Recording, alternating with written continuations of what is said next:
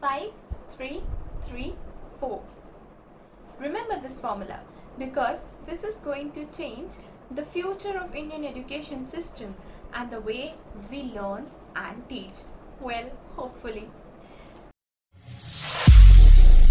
Hi everyone, my name is NIHARIKA BHAGTANI and I am going to do analysis of NEP, that is National Education Policy 2020. Chalo, at least there is some positive news in 2020 that is really good. Today we are going to cover the NEP 2020, that is new education policy introduced by government. But before we jump into that, let us just have a look at history of our Indian education system. In ancient times, we used to have a Gurukul system of learning which was mostly free unless someone asked you to pay a thumb as Guru Dakshina. And in medieval times, we had Takshila, Nalanda, Vikramashila and so on. So if you are a NET JRF aspirant, you might be connecting it to unit number 10 of paper 1, that is higher education, right? But India's first formal or modern education policy was brought up by Britishers in 1835, who believed that Indians should attain modern education to come out with their traditional thoughts, interests, intelligence and morals. They basically wanted clerks and employees to work under them. All our previous reforms are based on concepts of British policies. The results are in front of you. The first Ratta system, where nobody talks about logic. Secondly, no skill development, which results in so much of unemployment.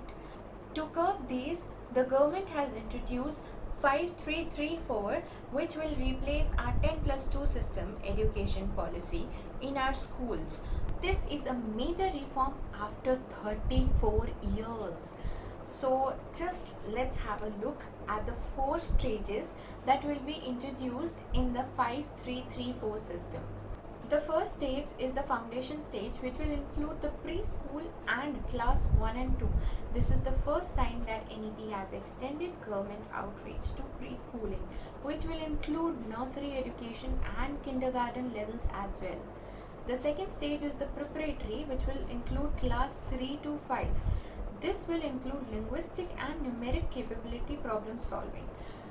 The next is middle stage, which will include class 6 to 8 students. Here, coding will be introduced from class 6, which China actually does. Okay, and vocational education of 10 days of no school bags period to learn a skill will be there. Internship will also be allowed to learn a skill, and 360-degree holistic report card to be sent to be issued, not just marks, where students will evaluate themselves as well. The fourth stage will be the secondary one, which will include from class 9th to 12th, which will have a semester system, that is less pressure will be there on our board results. The next interesting news is that now there won't be any bifurcation between science, commerce and arts. Well, honestly, I was really jealous after reading this news, because when I was in my school life, I selected commerce subject, but I honestly wanted arts or drawing as my additional subject, which I never got. So let me know in the comment box that what subject you would like to select if you were given this option in your school life. Now let's see some changes related to our college and research area. That is, a new concept has been introduced as Academic Bank of Credit. ABC, Bank of Credit, credit scores. Well, you heard it right. They are credit scores, which we can say credit points for people who have entered college but couldn't complete their degree and have to leave the course in the middle. Now they can digitally store their academic credits and use them when they will re-enter their course again. So this is the theme for multiple exit and entry. That is, a student can take multiple entries and multiple exit during the whole bachelor's or postgraduate coursework. The undergraduate degree will now be divided into 3 or 4 years duration with multiple exit options. Now let's see how this exit option works. Now suppose if the student has completed 1 year, then he or she will get a certificate after completing the first year in a discipline or field including the vocational and professional areas. If he or she has completed 2 years of study, he will get a diploma and can get an exit after completing 2 years. After completing 3 years program, he or she will get a bachelor's degree, and a 4-year multidisciplinary bachelor's program will be completed like this.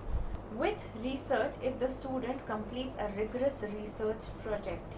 Another change is that high performing Indian universities will be encouraged to set up their campuses outside India in other countries, and selected universities like those from among the top 100 universities in the world will be facilitated to operate in India. And also the UGC may be replaced by HECI, that is Higher Education Commission of India. An important change for teachers is that minimum degree qualification for teaching will be a 4-year integrated B.Ed degree by 2030. So better complete your B.Ed, NET, SET, JRF, whatever you want to achieve as soon as possible.